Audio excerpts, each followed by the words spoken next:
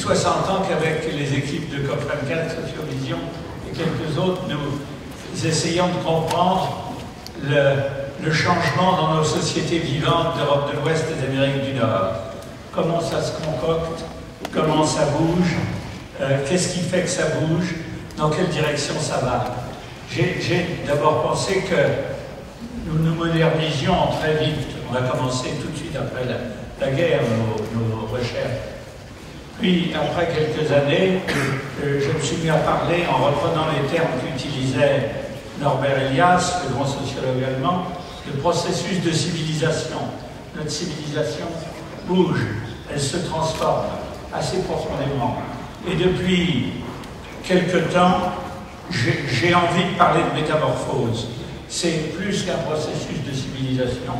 C'est un changement de civilisation que nous sommes très probablement en train de vivre. Encore qu'il puisse avorter, mais c'est un changement de civilisation et c'est peut-être même un changement de phase du voyage de l'espèce humaine sur la Terre. Ça ne m'étonnerait pas que ça ait cette ampleur, mais ça on le saura dans des décennies.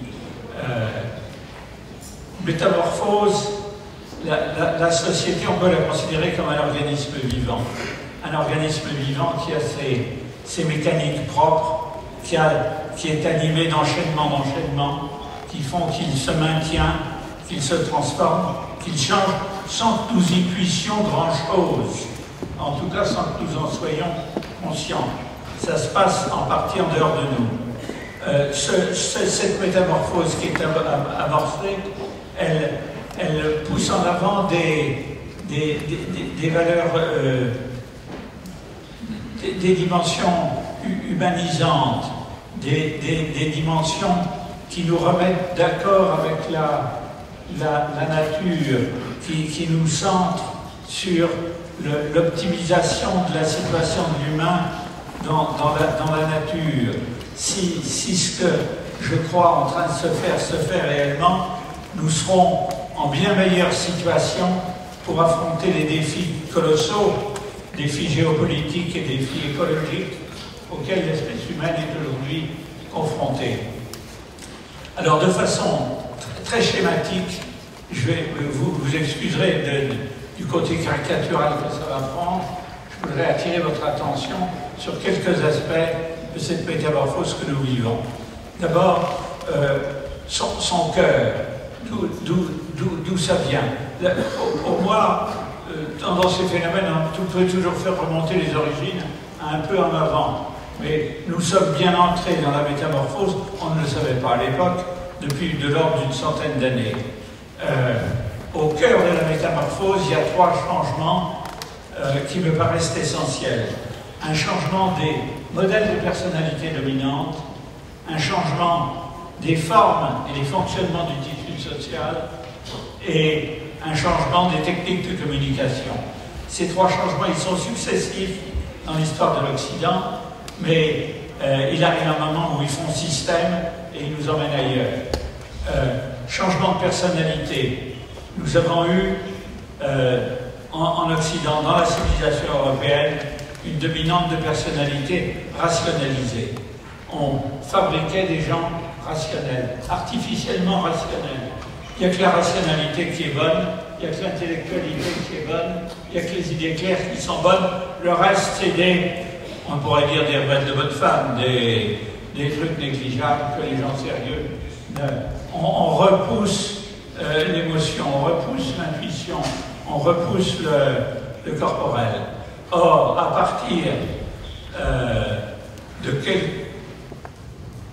partir de l'entre-deux-guerres, et surtout après la guerre, on voit de plus en plus de gens qui deviennent corporels, qui s'intéressent à leurs sensations, qui ne se contentent plus d'intellectualiser les sensations, mais qui les ressentent, qui s'intéressent à leurs émotions et qui se mettent à les percevoir, à les vivre, à les cultiver, à leurs intuitions aussi. Personnalités complètement différentes. De rationnel limité, on devient ouvert à tous les aspects de son fonctionnement, y compris les corporels. on passe d'une situation où les individus sont fabriqués en série, on fabrique des prolétaires, on fabrique des cadres, on fabrique des bourgeois, on fabrique des entrepreneurs, à une société où les gens deviennent des personnes qui sont relativement autonomes. C'est un changement considérable. On peut voir ses origines dans différentes sources. Une des origines, c'est la course à la consommation. Les gens étaient à leur place. On leur demande d'entrer dans une course pour consommer un peu plus, pour avoir un peu plus de standing que les autres. Ils se mettent à regarder les autres, se regarder eux-mêmes, et ils deviennent un peu plus individuels, un peu plus personnels. L'autre grand changement, c'est certainement un changement dans l'éducation des enfants. On avait éduqué les enfants avec des principes, des règles, des mots, et on se met de plus en plus à les éduquer avec de la tendresse, des caresses, et ça forme des personnalités complètement différentes qui vont émerger dans les années 60, en 1968, notamment sous la forme d'une révolte des jeunes qui ont été élevés différemment. Ça, c'est un des aspects centraux du changement. Un deuxième aspect, il concerne le tissu social. On a vécu dans une société hiérarchique, pyramidale, compartimentée, encasernée en quelque sorte. Mais ces gens qui sont devenus plus personnels, que je viens d'évoquer, plus autonomes, ils sont mal à l'aise dans cette société. Et à partir des années 70 et 80, ils vont se mettre à la quitter sur la pointe des pieds. La quitter sur la pointe des pieds, ça veut dire qu'ils sont moins dans leur syndicat, moins dans leur parti politique, moins dans leur église, moins dans leur grande catégorie sociale, ils sont moins des prolétaires, et ils sont plus des personnes, mais ils quittent la société, mais pas pour être tout seuls, ils sont affectifs, ils ont besoin de chaleur. Alors ils quittent la société, et les groupes dans lesquels ils étaient incrustés, pour se connecter. On se connecte ici, on se connecte là, on déconnecte, on reconnecte, on confirme cette connexion parce qu'on est vraiment bien avec cette personne-là ou ce groupe. Et on forme une société, on va à toute vitesse, une société en réseau souple qui se réorganise en permanence. Un autre tissu social donc. Et ce tissu social et ces gens en fonctionnant, ils ont besoin de communiquer interpersonnellement autant que possible. Et ça va exercer des pressions de sélection sur l'ensemble du phénomène informatique qui est une des dominantes technologiques de la société dans les années 80. Et on passe d'une informatique du gros ordinateur, une informatique massive, à une informatique de l'interconnexion interpersonnelle. Et c'est le développement du micro-ordinateur personnel, c'est le développement de l'Internet, bien évidemment, et à partir des années 90, ça donne une puissance fabuleuse à cette évolution des trois éléments que j'ai dit font système et nous font bouger.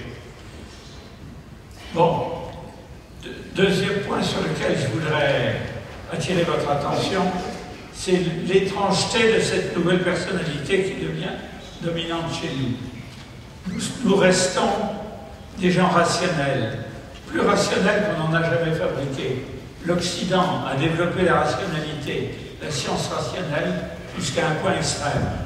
Nous sommes rationnels, mais en même temps, nous sommes complètement ouverts à l'irrationnel, ouverts aux émotions, ouverts aux intuitions, ouverts aux perceptions floues, diffuses, et nous sommes tout ça en même temps. C'est probablement la première fois dans l'histoire de l'espèce humaine sur la planète que nous avons des gens qui sont aussi rationnels et aussi autres que rationnels. Et ça, c'est quelque chose de probablement énorme, qui a déjà des répercussions considérables sur notre société et qu'il y en aura bien d'autres que nous pouvons anticiper ou que nous n'arrivons pas à anticiper. Il n'y aurait pas un verre d'eau par là, la bouche qui sèche. S'il y en a un, tant mieux. S'il n'y en a pas, je vais m'en tirer quand même. Alors, il me reste combien de temps là? Oh là là!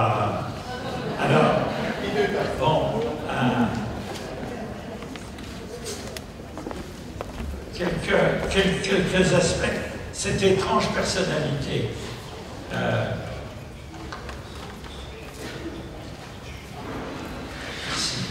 Cette étrange personnalité, nous utilisons notre rationalité pour travailler sur l'irrationnel. Et quand nous rationalisons, nous laissons l'irrationnel pénétrer dans notre raisonnement. Et nous prenons des distances. Et dans ce processus, de temps en temps, nous prenons conscience que nous avons découvert quelque chose de nouveau, que nous avons un peu grandi, que nous avons fait quelques progrès.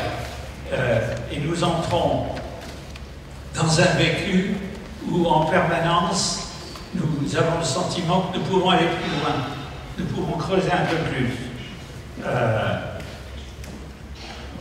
En travaillant sur nos succès et nos échecs, j'étais l'autre jour dans tel groupe, j'ai pensé que machin était drôlement sympathique, mais que l'autre n'était pas tellement. Et puis je me suis trompé, je corrige, j'ai fait une erreur, je vais être un peu meilleur le coup d'après. Et progressivement, de proche en proche, je deviens socialement un peu plus habile.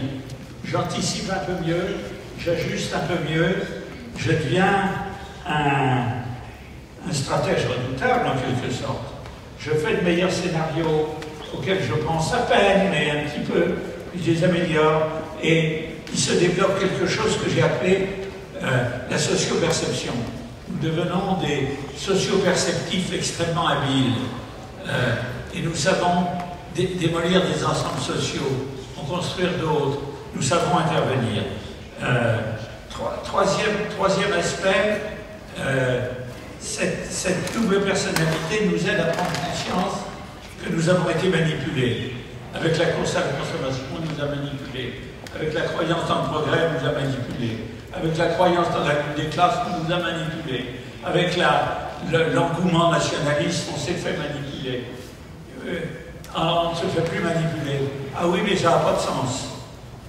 Et à partir des années 80, on entre dans une quête de sens qui est tout à fait importante. Et dans la vie quotidienne, de temps en temps, on trouve du sens. Et si on regarde bien les centaines et les milliers d'interviews accumulées, c'est presque toujours dans le même genre de choses qu'on trouve du sens. On trouve du sens quand on réussit à s'optimiser, quand on réussit à optimiser son groupe, à l'épanouir mieux, optimiser. Et ça devient un des grands trucs de l'époque. Nous avons vécu pendant des siècles en Occident, dans une société où l'essentiel était la compétition. Nous sommes entrés dans une société où l'essentiel, c'est l'optimisation et l'épanouissement. L'épanouissement de soi, des siens, de l'humain. Et ça, c'est évidemment une évolution considérable. 3 minutes. En fait, nous sommes entrés... Il y a d'autres évolutions, mais tant pis. Nous sommes entrés dans une autre société, une société des gens autour des années 90-2000, une société des gens se met en place. C'est cette société en réseau que je vous ai dit tout à l'heure, où les gens habiles se fabriquent des collections qui leur vont bien, qui les épanouissent, ils sont contents. Il y a un vrai système spontané, auto-émergé, un système de soins, d'apport de bonheur à notre société qui se fabrique.